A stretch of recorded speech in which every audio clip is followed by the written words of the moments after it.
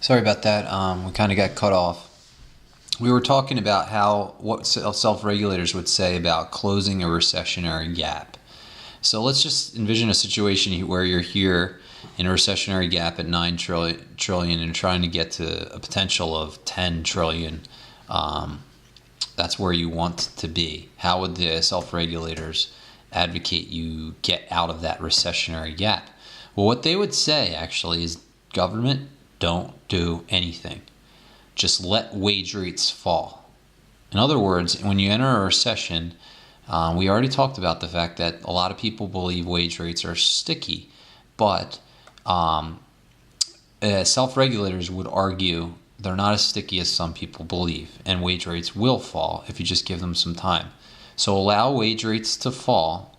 As they do, the short-run aggregate supply curve would shift from a line that you can barely see right here over to this SRAS2 line right here. And as the price level falls, real balanced interest rate and international trade effects increase the quantity demanded of real GDP, and you'd end up here at 0.2. In other words, you'd start here with your short-run aggregate supply 1 curve and your aggregate demand curve, in other words at 0.1, and you'd end up at 0.2 at long-run equilibrium if you allow wage rates to fall and you don't meddle. That's what the self-regulators would say, how to get out of a recessionary gap.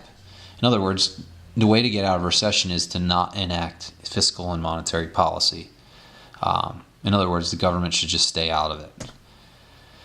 The same is true for an inflationary gap, except it's the opposite this time. So say we're over here at 0.1 with a short-run aggregate supply curve. You can barely see it. That floats right here. And your aggregate demand curve here. And your long-run aggregate supply curve is on the left. So it's an inflationary gap here. So we want to slow things down. How do you get out of that? Well, self-regulators would say wage rates will rise if you give them some time. So the short-run aggregate supply curve will shift to the left from SR1 to SRAS2, and the price level will rise, and real balanced interest rate and international trade effects will eventually increase the quantity demanded of real GDP, and you'll end up in the long-run equilibrium at 0.2. In other words, just government stay out of it.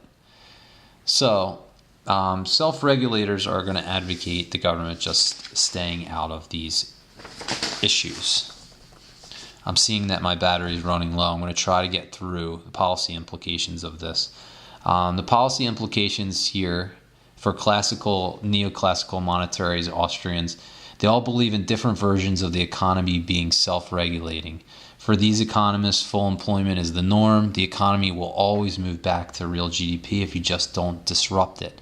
Laissez-faire is an important definition which refers to hands off. Don't interfere with the market. It's an important concept, I think, even for your quiz. Laissez-faire is an important word. So, don't get involved is the main theme here. I'm just trying to see if there's anything else dramatic that we need to cover here in this chapter. Oh, this is important. For long-run equilibrium to grow,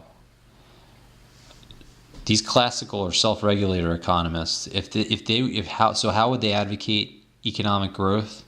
Because they're not saying the government should get involved at all. They simply say, do anything possible to increase that long-run aggregate supply curve. Anything you can do to increase the long-run aggregate supply curve or shift it to the right is the way to increase the economy. So the ways that you can do this are maximize your use of resources, encourage technological advancement, and just don't screw things up with policy or institutions. That's what they're going to say. Let's see if they have that listed here. They don't. So once again, maximize use of resources, encourage technological advancement, don't screw things up with policy or institutions.